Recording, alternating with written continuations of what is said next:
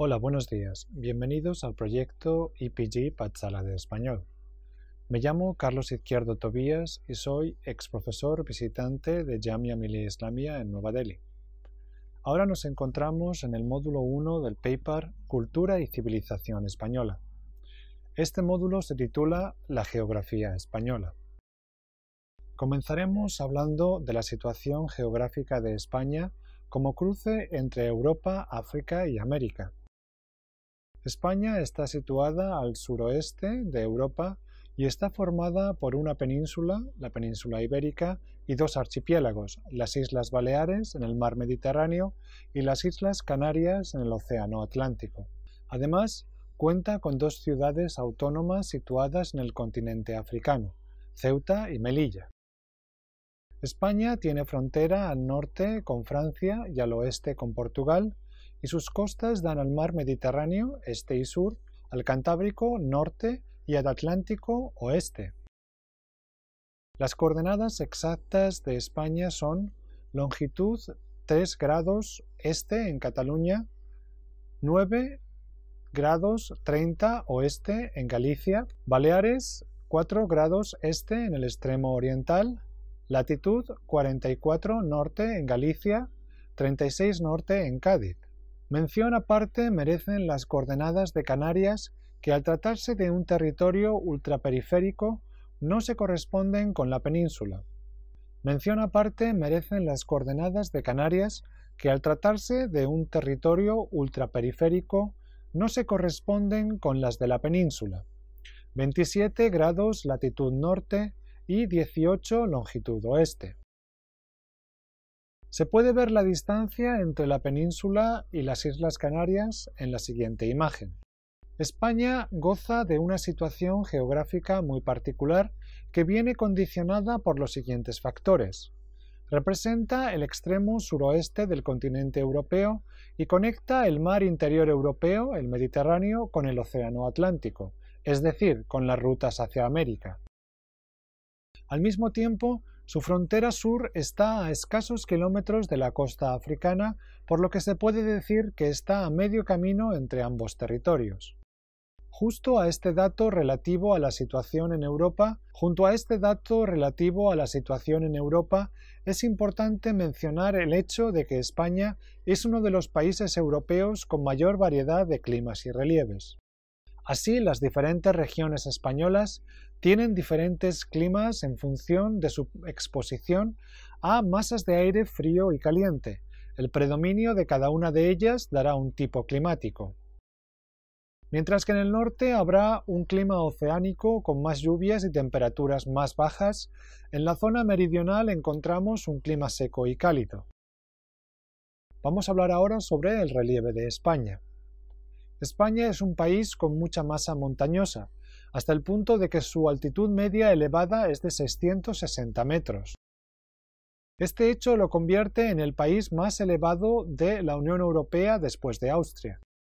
En España hay cordilleras de varios tipos, aquellas que están distribuidas por la periferia peninsular, norte, sur y oeste, que son de mayor altura, y las cordilleras interiores más antiguas y de menor altura. Entre estas cordilleras periféricas encontramos una gran meseta de unos 600 metros de altitud. Además, existen dos grandes depresiones causadas por los ríos Ebro en el noreste y el Guadalquivir en el sureste. Veamos cada una por separado. La meseta. El relieve de España se articula alrededor de una gran unidad central, conocida como meseta central, que tiene unos 650 metros sobre el nivel del mar de altura media. Está ligeramente inclinada hacia el Atlántico, de modo que los principales ríos que discurren por la meseta van de este a oeste, el Duero, el Tajo y el Guadiana. La única excepción importante es el Ebro, que fluye de oeste a este y desemboca en el Mediterráneo. El sistema central divide la meseta central en dos submesetas, la submeseta norte y la submeseta sur. Su límite sur es el sistema central. Al este limita con el sistema ibérico y al norte con la cordillera cantábrica. Toda la submeseta pertenece a la cuenca del río Duero. La submeseta sur es un poco menos elevada y está limitada hacia el sur por el sistema ibérico. El río más importante es el Tajo, pero también fluye el Guadiana más al sur. Los paisajes más característicos de la meseta son extensas llanuras dedicadas en su mayor. Los paisajes más característicos de las mesetas son extensas llanuras dedicadas en su mayoría al cultivo de secano. Como se puede ver en la imagen, se extienden durante muchos kilómetros, formando un paisaje bastante regular. Vamos a hablar ahora sobre las cordilleras. Las cordilleras interiores son el sistema central, el sistema ibérico y los montes de Toledo de menor altura. El pico más alto es el Almanzor, con 2.592 metros y se encuentra en la Sierra de Gredos. Las cordilleras periféricas más importantes son la cordillera Cantábrica, que separa la zona norte de clima atlántico y abundantes precipitaciones de la zona interior de la meseta con clima continental. Esta marca geográfica separa pues dos zonas climáticas claramente diferenciadas. Los Pirineos forman la frontera natural con Francia. Tienen 415 kilómetros de longitud y 150 kilómetros de anchura media. Cuentan con varios picos de más de 3.000 metros, como son Monte Perdido, de 3.355 metros, o el Aneto, de 3.404 metros. Frente a las montañas interiores, los Pirineos son una cordillera más joven, formada con posterioridad desde el punto de vista geológico, y por eso alcanzan alturas mayores. En los Pirineos hay también importantes glaciares y el clima es bastante riguroso. En la imagen siguiente se puede apreciar bien el contraste entre estos dos tipos de cordillera. En los Pirineos hay también importantes glaciares y el clima es bastante ruidoso. En los Pirineos hay también importantes glaciares y el clima es bastante riguroso. En la siguiente imagen se puede apreciar bien el contraste entre estos dos tipos de cordillera española. Sierra Nevada al sur forma parte de un conjunto montañoso más amplio llamado Sistema Penibético y abarca esencialmente la provincia de Granada y sus alrededores. En 1999 su entorno fue declarado Parque Nacional, debido a su interés paisajístico y botánico. Cuenta con el pico más alto de la península, el Mulhacén, de 3.478 metros. Gran parte del entorno, sobre todo por encima de los 2.400 metros, ha sido modelado por la antigua presencia de glaciares, dando lugar a innumerables lagunas de alta montaña, especialmente en la vertiente sur del macizo y valles en forma de U. La cara norte del macizo es el lugar de nacimiento de multitud de ríos situados casi todos en la cuenca del Guadalquivir. Cabe resaltar la presencia de casi 50 lagunas de alta montaña en la Sierra Nevada, muchas de las cuales, además, cabe destacar la presencia de casi 50 lagunas de alta montaña en Sierra Nevada, muchas de las cuales dan lugar al nacimiento de ríos y arroyos. Vamos a hablar sobre las depresiones del río Ebro y el río Guadalquivir. La depresión del Ebro está situada en el noreste de la península ibérica y se extiende por más de 900 kilómetros, desde el nacimiento del río hasta su desembocadura en un impresionante delta. Esta depresión tiene una altitud media de 200 metros sobre el nivel del mar, lo que destaca con las grandes elevaciones que esta depresión tiene una altitud media de 200 metros sobre el nivel del mar, lo que destaca con las grandes elevaciones que la rodean. En la desembocadura del río encontramos el Parque Natural del Delta del Ebro, un paraje natural que cuenta con depósitos marinos y continentales de gran grosor en los rebordes montañosos, conglomerados, y de menor espesor en el centro de la depresión, areniscas, margas, yesos, sales y calizas. Es una zona de gran valor ecológico y también comercial. La depresión del Guadalquivir, también llamada depresión bética,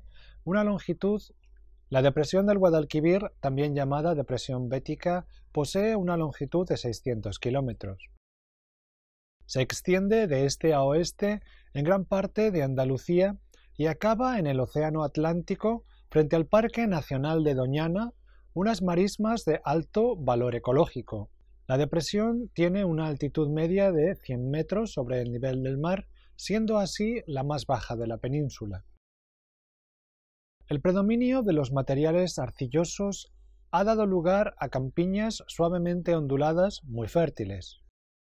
Vamos a hablar ahora sobre los ríos españoles. Los ríos españoles se pueden clasificar según la dirección en la que fluyen. Como hemos visto, los más importantes fluyen en dirección oeste, siguiendo la inclinación natural de la meseta, a excepción del Ebro. En la siguiente imagen se puede ver esta distribución que pasaremos a comentar. En la zona norte encontramos ríos más pequeños que fluyen en dirección subnorte desde la cordillera Cantábrica. Son ríos que, a pesar de no tener gran longitud, sí tienen un importante caudal, es decir, llevan abundante agua durante todo el año. Esto es debido al clima húmedo que caracteriza a la zona norte de España, Galicia, Asturias, Cantabria, País Vasco y Navarra. El siguiente río, siguiendo de norte a sur, es el Duero. Como hemos apuntado, su cuenca ocupa toda la submeseta norte y a él van a desembocar todos los ríos que fluyen en dirección sur desde la cordillera Cantábrica y los que fluyen hacia el norte desde el sistema central. Así, su cuenca hidrográfica es la mayor de toda España, con casi 100.000 kilómetros cuadrados. El nacimiento del Duero está en la falda sur del Pico Urbión, en la provincia de Soria, a unos 2.160 metros sobre el nivel del mar. Tras recorrer 897 kilómetros, desemboca en la ciudad de Oporto, en Portugal, donde forma un bellísimo estuario. Su caudal medio antes de desembocar en el Atlántico oscila entre los 650 metros cúbicos por segundo y los 675, si bien su caudal dentro de España es menor, en torno a los 570. Cuenta con numerosos embalses a lo largo de su recorrido. El río Tajo es el más largo de España y discurre por la meseta central en su parte central. El río Tajo es el más largo de España y discurre por la meseta central en su parte central. Sigue un rumbo este-oeste con una leve inclinación hacia el suroeste. El río mide 1.007 kilómetros, de los cuales 816 están en territorio español. La cuenca del Tajo alcanza una capacidad total de embalse en torno a los 14.500 hectómetros cúbicos. Su curso alto está incluido dentro del Parque Natural del Alto Tajo. También su curso medio-bajo está protegido legalmente mediante el Parque Nacional de Monfragüe, en Cáceres, y el Parque Natural del Tajo Internacional. Finalmente, en su desembocadura se encuentra la Reserva Natural del Estuario del Tajo en Portugal.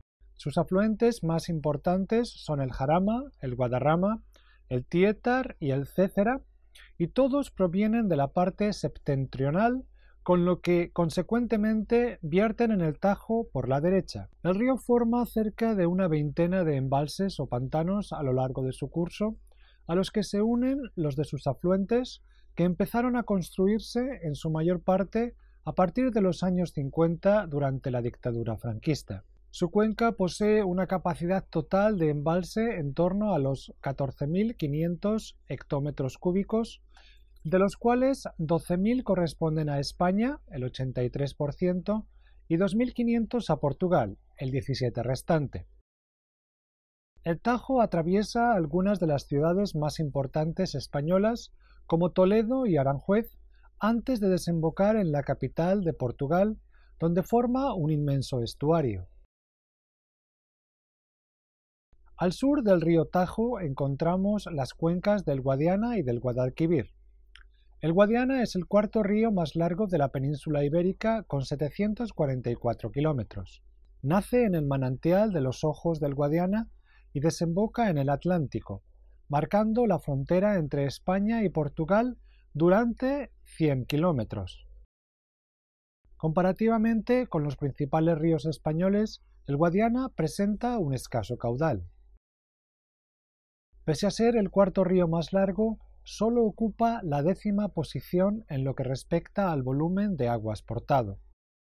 La razón es que, a diferencia de las cuencas del Ebro, Duero o Tajo, El Guadiana no tiene afluentes relevantes, dada la escasa altitud de las formaciones montañosas que rodean su curso. Asimismo, el régimen hidrológico del Guadiana se encuentra determinado por las características geológicas de su cuenca, especialmente en lo que respecta a su cabecera y su curso alto, áreas conformadas por suelos muy permeables que favorecen la desaparición de las corrientes superficiales a través del fenómeno de la infiltración.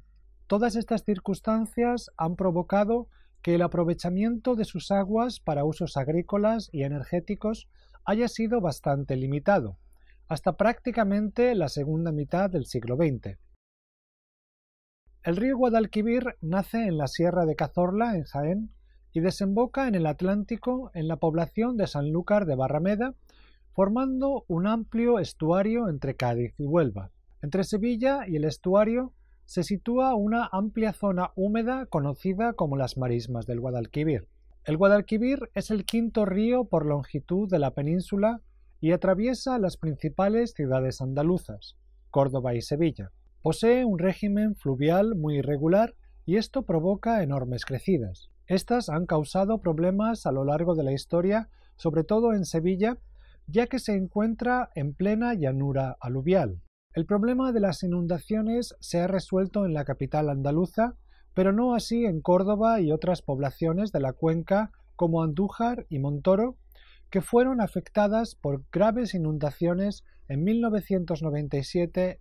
El problema de las inundaciones se ha resuelto en la capital andaluza, pero no así en Córdoba y otras poblaciones de la cuenca como Andújar y Montoro, que fueron afectadas por graves inundaciones en 1996 y 1997. Como resultado, se construyeron varios embalses que han permitido regular mucho mejor el cauce del río y sus afluentes. Es el río navegable más importante de España y su puerto más importante es el de Sevilla. Durante la época colonial poseía el monopolio para el comercio con América. Se administraba todo desde la Torre del Oro.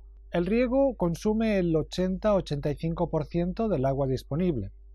Los regadíos se estimaban en 665.000 hectáreas en 1999 y se concentran alrededor del cauce del río Guadalquivir. Esto resulta en una actividad económica muy productiva. Se cultivan hortalizas, algodón, maíz, fresas, olivas, cítricos y otros frutales. Igualmente existen unas 35.000 hectáreas de arrozales localizadas en las marismas del Guadalquivir.